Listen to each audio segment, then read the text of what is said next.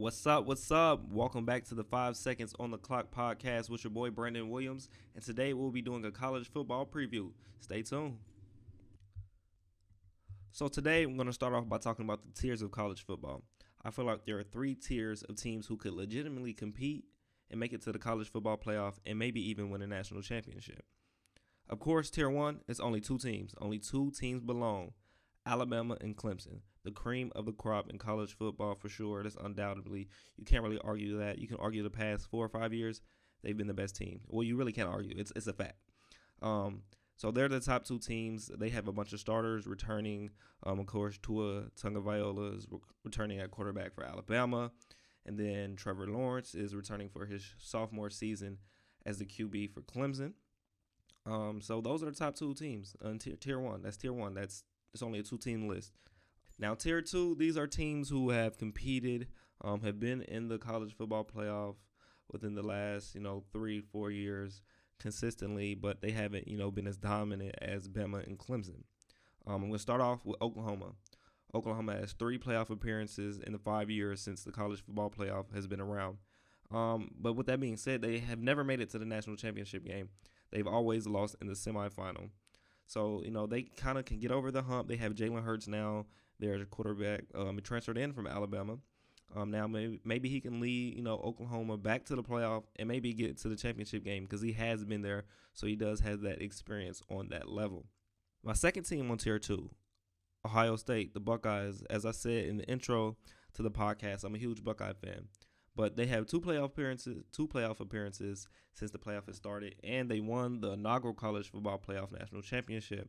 You remember Zeke was unstoppable in that game. He had Cardell Jones, the great story with the QB carousel that the team had that year.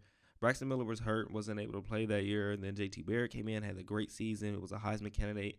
Then he got hurt the last week of the regular season in the game versus Michigan, and then Cardell Jones came in. And then he had that great game against Wisconsin in the Big Ten Championship. Then he had the great game against Bama. And then, Zeke, he was dominant in those last 3 games as well. And then they eventually won the national championship over Oregon that year. My next team I have is Georgia. Georgia only has one playoff appearance. They lost to Bama, but, that was a great game. That was an overtime game. That's when Tua came in the second half in his freshman season and won the game for the tie. And I was actually at that game. I was there volunteering. I was there the whole week volunteering. When Tua came in, it was like the energy just changed in Mercedes-Benz Stadium. It was crazy. And then they took over because, of course, Georgia had that double-digit lead going into the second half. But then when Tua came in, he brought the team back, and they eventually won it after his pass in overtime to win the game. Now, tier 3. These are teams that I think they have a chance to break through every year, but they never really do it when it matters the most. So I think this could be the year for these teams, but this is things that we've said, college football fans and analysts have said over and over. Like, this team could break through this year, but these are teams who have had a chance, but they haven't done it. I'm going to start with LSU. LSU, they have Joe Burrow, the transfer QB from Ohio State. He was great for the Tigers last season. They went 10-3, and they finally found it seems like they finally found that quarterback who can really run the offense, because before they've always had a great defense, even a running game, and even great wide receivers. But they've never been able to figure it out at the quarterback position. I think Joe Burrow is really, really that guy for them, and this is his second full season with the team, and he'll be the starter. So I think LSU has a chance to make it this year, but of course they had to beat Bama in the SEC. Then they just got that gauntlet in the SEC West, so it'll be hard for them. But I think they could make it. They could break through this year. It'll take some major strides, major steps for that team. But, they had Grant Delpit on the other side of that ball, one of the best defenders in the country, certainly the best defensive back in the country. He's all over the field. His impact is always felt. So I think the Tigers do have a chance to make some noise this year and potentially make it to the college football playoff. But it will be tough in the SEC as they have to make it to teams like Georgia and Bama who have been there and done that before. The next team I have in tier 3 is Florida. Now, the Gators have already opened up the season. They played Miami down in Orlando. They won that game by a score of 24-20. The defense looked great. They looked stellar. Felipe Franks made enough plays to help Florida get that win. Now, they're a team that I believe, just like LSU, if they can get some of those big wins on the schedule in the SEC, they could break through, they can make the playoff, and maybe win a championship. Defense wins championships, and those two teams have two of the best defenses in the country. So if Florida and LSU can win those big games on the schedule, they could potentially make noise in the playoffs and even maybe win a national championship. But it's not going to be easy. It's easier said than done when you have a gauntlet, not just Bama, not just Georgia, it's other teams in the SEC that are going to compete and give you their all every week just because you have a target on your back. The next team in Tier 3 is Michigan, or as I call them, the team up north. Michigan, they have Shea Patterson returning at quarterback. The defense, they did lose some big players like Rashawn Gary, Devin Bush. They lost Winovich, all those guys. They lost them to the NFL.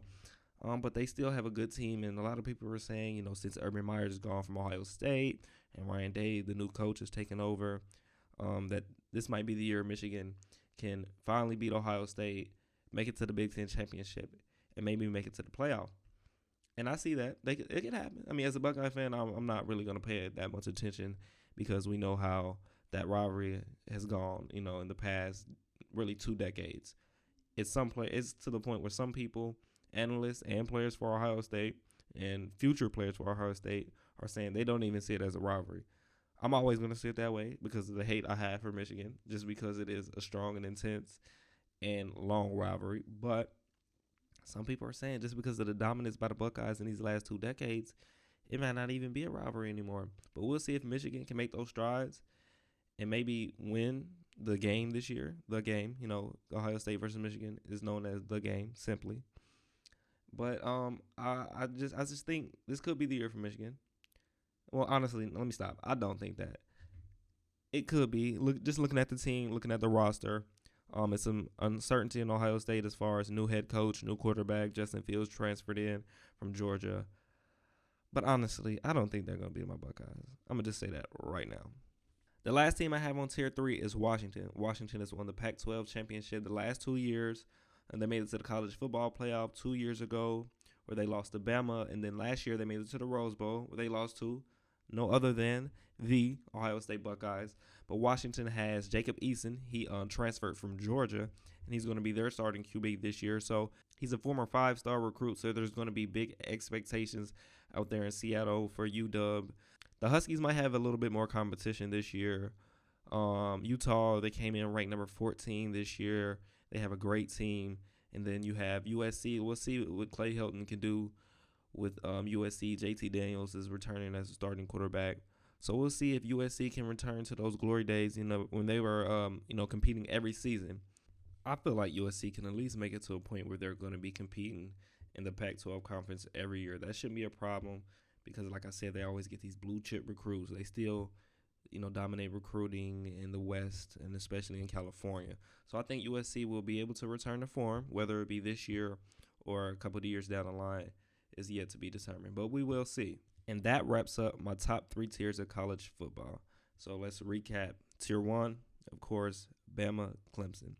Tier 2, Oklahoma, Ohio State, Georgia. Tier 3, LSU, Michigan, Florida, Washington. Let's see how those predictions go. I'm really excited to see how these teams perform this year. Now, it's only 4 spots in the college football playoff, so every team won't be able to make it.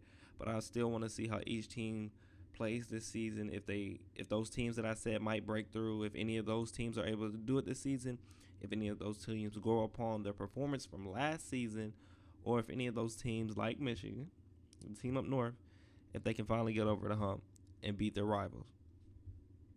Now to my prediction for which team will win the championship in all 5 power conferences. First, I'm going to start with the ACC, and of course, I'm going with Clemson. I really don't see them losing any game on their regular season schedule. I think they'll run the table. They have a tough matchup versus Texas A&M week 2, but I don't think Jimbo Fisher has the Aggies at the level where they're ready to compete with teams like Clemson. Kellen Mond is a nice quarterback. He's a dual threat quarterback for Texas A&M, but they're just not on Clemson's level yet.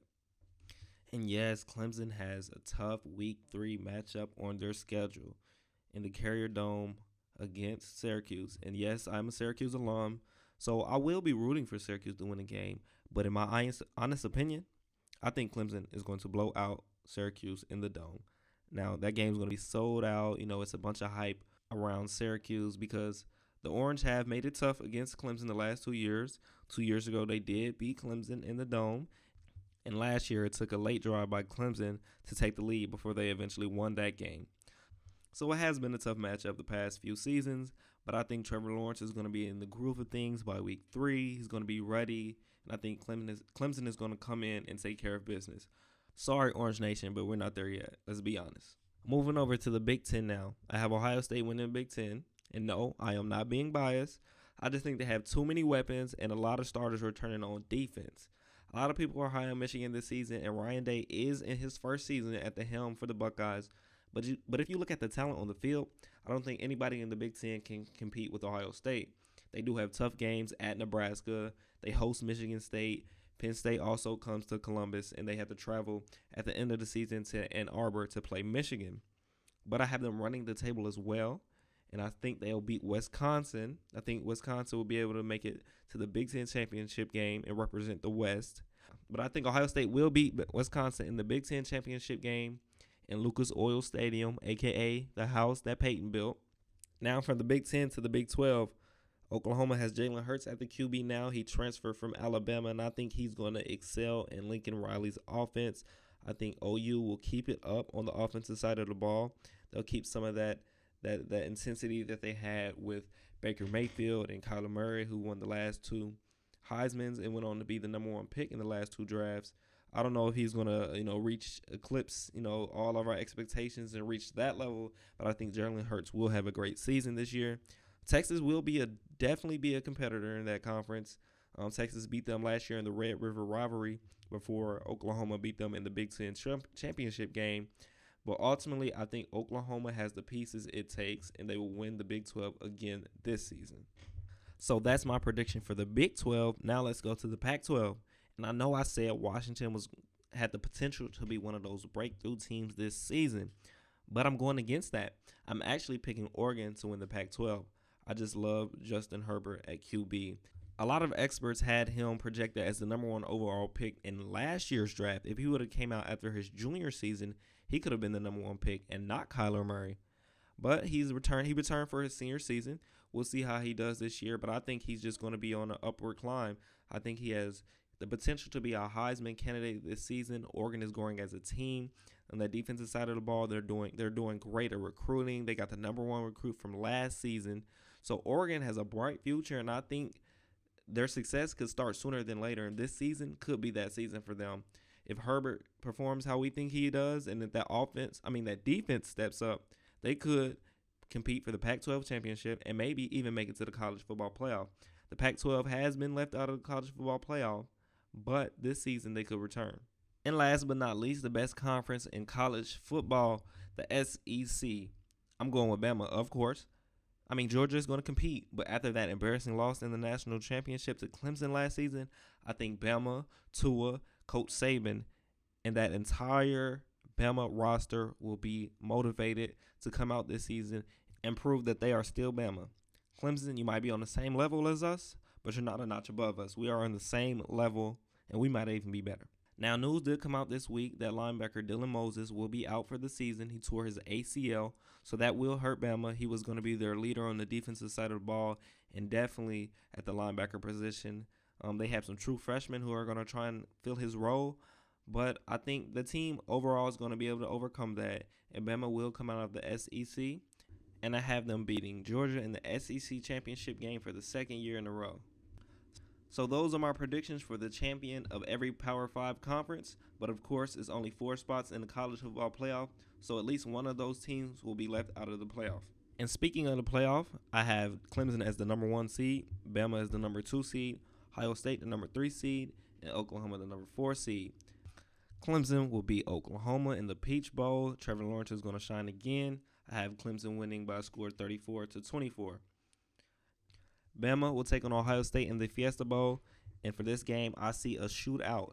I know we know Bama as a defensive team. Since Saban's been there, they've been known for the dominance on the defensive side of the ball. But we saw what the offense was able to do last year when Tua took over. And then you have guys like Jerry Jeudy on the outside. Najee Harris was returning. So I think the offense is going to remain at that level that they were last season. In Ohio State, they have weapons all over. They have Justin Fields coming in, replacing Dwayne Haskins. But they have offensive weapons at every level, tight end, wide receiver, and running back. They even have, the H-back position that you can say Urban Meyer created. They have, weapons at that position as well. So I see a shootout. I have Bama winning 45-41. Yes, I know that's 86 points in the college football playoff game, but I think it's going to be a high-scoring game, two dominant offenses, and I think Dylan Moses not being there really will affect, Alabama's defense throughout the season. I think Ohio State could take advantage of that, but I still have Bama winning that game. And then I have Clemson beating Bama in the national championship. Again, I don't think it's going to be a 28-point blowout like it was last season, but I think Dylan Moses, once again, I'm going to keep bringing that up because he is such a big and integral part of that defense. Him not being there is going to really hurt the team in the big moments. Against, lesser competition or teams who they should beat, I think they'll handle that. They'll take care of business. But against teams like Ohio State, it could hurt them. Against teams like Clemson, it could definitely hurt them because we saw what Clemson did to a fully healthy Alabama team. And now with him not being there in the middle of the defense to anchor that team and lead that team, it's going to affect them. So I have Clemson winning again. Closer game, like I said. I think the score will be 33-24. Clemson comes out on top and will be the two-time defending champions after the end of this season. And Trevor Lawrence will be 2 for 2. 2 years, 2 rings. So that's my prediction. We'll see how that goes. But I'm pretty confident in that. Now let's move on to the Heisman favorites for the upcoming season. Of course, I have Trevor Lawrence from Clemson up there, Tua from Alabama. I also have Jonathan Taylor, the running back out of Wisconsin. He's due for a breakout season. I mean, not really a breakout season because he's consistently performed in his first 2 seasons, but I think he's going to keep that up. Jonathan Taylor, look out for him in the Heisman race. Jake Fromm from Georgia. He's in his junior season now. He's made it to the national championship as a freshman, and then last year he made it to the SEC championship game where they lost to Bama. He has great experience in big moments. Jalen Hurts transferred from Bama and went to Oklahoma.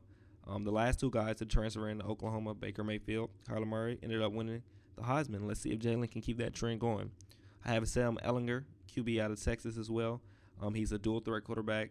He's definitely tough. He kind of has some Tebow in him because he's willing to run the ball, at the goal line and get those needed yards. If it's 4th and 1 or something like that, you can bank on him doing a QB power and taking it and get that yard. I have Justin Herbert, QB out of Oregon. Like I said, he's going to be one of the top 5, if not top 3, maybe number 1 overall in the 2020 draft. So Justin Herbert, he's definitely going to have a great season. He's going to put on a show. And Oregon, maybe, as a team, they can win the Pac-12 and maybe sneak into the college football playoff. I have Justin Fields, QB out of Ohio State, I can't get that wrong. I should know this. He transferred from Georgia because he did have to sit behind Jake Fromm, the starter. But Justin Fields was the number 2 overall recruit. Him and Trevor Lawrence were 1 and 2. And he's so talented. He just didn't get on the field as much as he wanted to in Georgia because he already had a talented starter ahead of him, and he knew he would at least have to wait another season. But he wanted to get on the field, so he was granted the waiver to transfer and play immediately. I think he's going to have a great season. He has great weapons around him. I don't know a better situation for a transferring quarterback. I mean, you can say maybe Jalen Hurts, but I think the weapons that Ohio State has even eclipses what Oklahoma has on offense this season. Then I kind of have some dark horses, some guys at different positions because, usually when you think about the Heisman favorites, you're going to go quarterback 1 because they always have the ball, of course. Then maybe running backs because running backs get plenty of carries. They have a chance to, pad their stats, of course. But I'm going to go Jerry Jeudy, wide receiver out of Alabama. Now, if Jerry Jeudy has a great year, that means Tua is going to have a great year as well. And that might, kind of cancel Jerry Jeudy out. But Jerry Jeudy, he's the best route runner in college. I mean, those cuts he puts on against the defender in the open field, you do not want to be against Jerry Jeudy. And I also have a wild card on the defensive side of the ball, Grant Delpit. I mentioned him earlier. He's always flying around the field. His impact is always felt. He's in the box, like the zone. He can play man. He's just a great defensive back, and his presence is always felt. And depending on what level he performs at this year, he could make that trip to New York and be a Heisman finalist. I know it's something outside the box. It's something that doesn't usually happen, but it definitely could this season if Grant puts on a show. and LSU is able to make it to the playoff, I think he could definitely be one of the finalists. Now to the last segment of today's podcast. I'm going to talk about the best jerseys in college football. 24/7 Sports analyst Brad Crawford rated the top 25 jerseys in college football. I'm just going to give you the top 10. According to Brad, number 1 is LSU, number 2, Ohio State, number 3, Michigan, number 4, Penn State, number 5, Oregon, number 6, UCF, number 7, Georgia, number 8, Texas, number 9, Notre Dame, and number 10, TCU. According to Brad's list, it seems like he likes the nice, clean, traditional looks. I like them as well, but a little flash never hurts. I think I like a little flash, those multiple colorways, different designs. I like that. But listen, let me give you my top 10. Number 1 is Oregon. Come on now. Best color schemes. Phil Knight, founder of Nike, is an Oregon alum, and they have so many color schemes to mix and match. I mean, it's not really a debate. I mean, maybe Brad, like I said, likes the traditional look, but come on, Oregon, they definitely have the best jerseys in college football. No debate. Number 2, I kind of went with his route, though. I went Notre Dame. I love the classic gold helmet. The classic gold helmet and gold pants are almost unrivaled. The look is just clean, and you're going to associate that with Notre Dame every time. Number 3, I went with the Buckeyes. Kind of a traditional look as well, but what really stands out to me is the Buckeye leaves on the helmet. I also like the all-black jerseys as well. They released those a couple of years ago, and I'm really loving the black jerseys. They're going to wear those again this year against Michigan State, so I'm looking forward to that. Number 4, I have Penn State. I just like the clean look with the one stripe on the helmet and no names on the back of the jersey. I really like that. It's like, to me, it's almost like the name on the front of the jersey is bigger than the name on the back, even though they just have the logo in front and not like Penn State. I just think I like that message that they're giving off. 5, I have LSU. I really like that they wear the white jerseys home and away. Like, no matter where they play, they're going to wear the white jerseys. They also wear the purple jerseys every now and then, every blue moon, but I really love when they do. I really like the purple. I think they should wear it more. I mean, the white is a tradition, it's clean, it's nice, but the purple jerseys, they're cold for real. Number 6, I have USC. Once again, it's kind of a classic look, but I really like the no names on the back of the jerseys, just like Penn State. I don't know why I like that so much, but I really do. 7, I'm going to go with Tennessee. Tennessee, those orange and white jerseys, oh my goodness, so clean. And they even added the gray alternate jersey recently. But the orange and white jerseys, and when they play at home with that checkered end zone with those jerseys, okay, come on. Come on, Brad. Come on, you got to do better than that.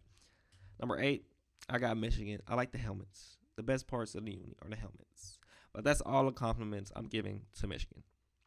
There you go. Number 9, Maryland. I like the state flag on the helmet and the shoulder pads. Under Armour has gotten them together here recently. I really, really like Maryland's jerseys now. And of course, if you have a nice jersey, that can help you recruit. And I think Maryland is going to benefit from that, going to get more recruits. Those guys that might leave the DMV for schools like Ohio State, like Dwayne Haskins did, they might be able to keep them, not just because of the jerseys. It has to be a culture and stuff like that, but the jerseys definitely can help recruit. Number 10, I have a tie. I didn't know which one of these teams I wanted to pick, but my podcast, I'm making my own rules. Okay, 10A, got TCU. The color schemes and the horn frog inspired design, it's just hard. It's hard. I love it. At 10B, I have UCF. They have the gold knight on the helmet. I mean, come on now. Come on, you gotta respect that. And then they added a lot of alternate colorways in the last few years, and I'm really liking what they're doing as far as that. And the success that they had recently is great. I hope Mackenzie Milton gets healthy for them. He went out last year with that devastating injury and wasn't able to return. They just named Brandon Wimbush, the transfer from Notre Dame, as a starting quarterback this year. But I'm praying for him and hope that he can fully recover and maybe get back on the field one day. But yeah, that is my top 10 for the best jerseys in college football. That's also the last segment today. Thank you guys once again for tuning in to the 5 Seconds on the Clock podcast. We'll be back next week. We'll be back soon. Stick with us with a lot of fun and exciting content. I'm not going to tease it yet, but I am going to release a tease during the middle of the week so you guys can have a little idea of what to expect. Once again, thank you for tuning in. I really appreciate all the love, support, and feedback I have received so far. Signing out for the 5 Seconds on the Clock podcast. It's your boy, Brandon Williams. You dig.